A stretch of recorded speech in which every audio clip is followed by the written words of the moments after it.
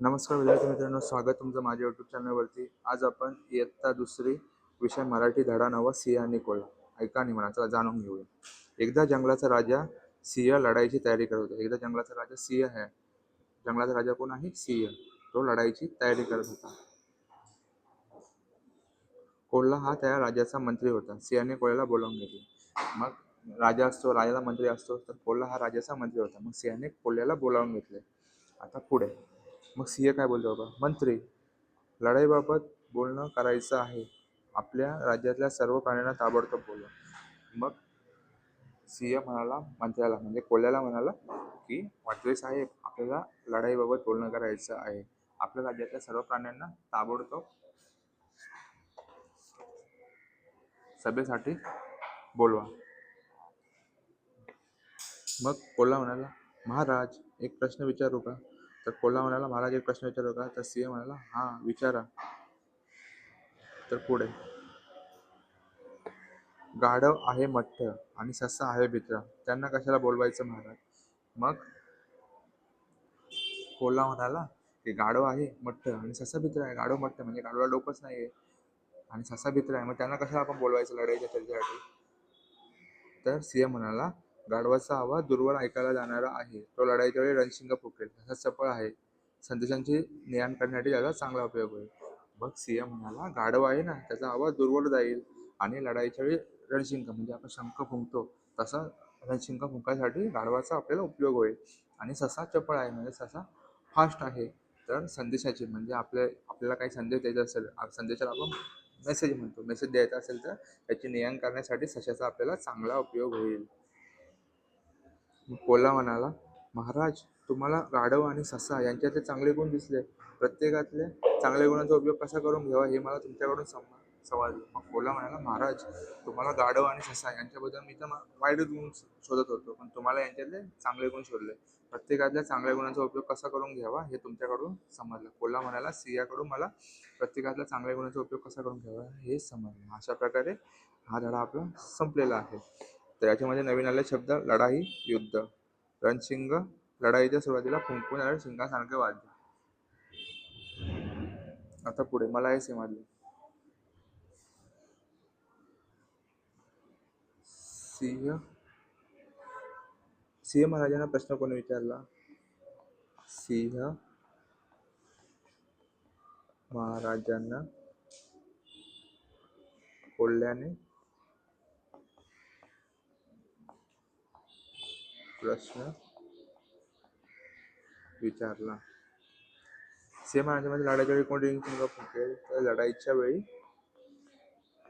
गाढव रणशिंग फुंकेल. चित्रकथेत किती व कोणते पात्रे आले? तर चित्रकथेत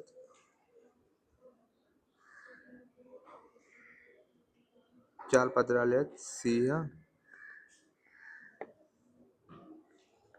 व कोल्हा ही 2 पात्रे आले. ती दोघं चर्चा करत आहेत. वेगवेगळे प्राणी, पक्षी यांवर गोष्ट तयार करावं स्वर्गात सांगा. आपल्याला गोष्ट तयार करायची आणि सांगायचं आहे. आता संवाद पुन्हा. कुठं निघाला गाडीने? सिंह महाराजांनी बोलावलं आहे. गाढव,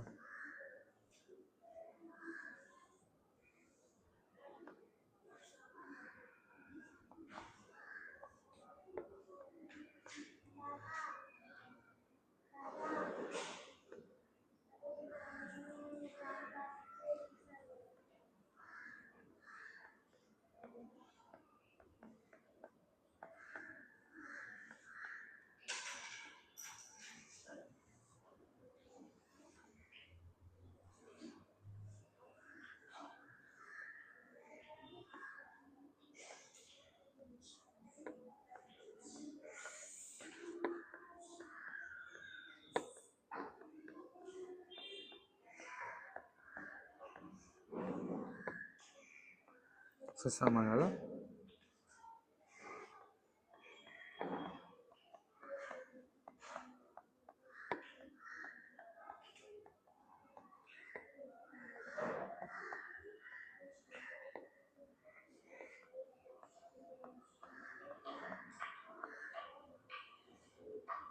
शब्दांचा योग्य क्रम लावून वाक्य तयार करावं. लिहा. भित्रा आहे ससा. ससा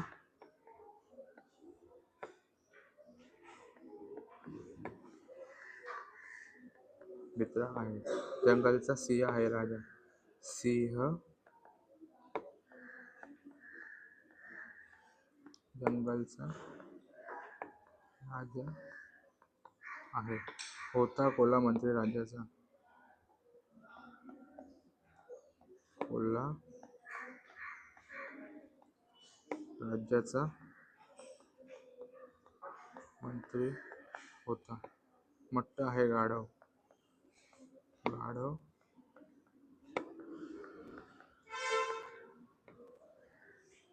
प्राणी व त्यांची घरे यांची योग्य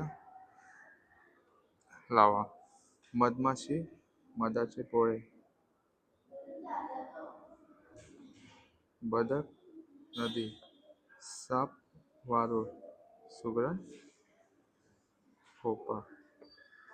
रेषेने जोडावा. घराचे दार माझे स्थान. घराच्या सुरक्षेचा मला मान. याचं उत्तर आहे कुलूप. याला आपण टाळा बोलतो. मला आहे एकच कान, चहा पिण्यास उपयोगी छान. याचं उत्तर आहे कप. कोण म्हणता आहेत काटे मला, फुलांचा राजा म्हणतो मला. याचं उत्तर आहे गुलाब. भित्रा म्हणजे घाबरणारा. संदेश म्हणजे चपळ म्हणजे हुशार. संदेश म्हणजे माहिती. मट्ट म्हणजे ढ.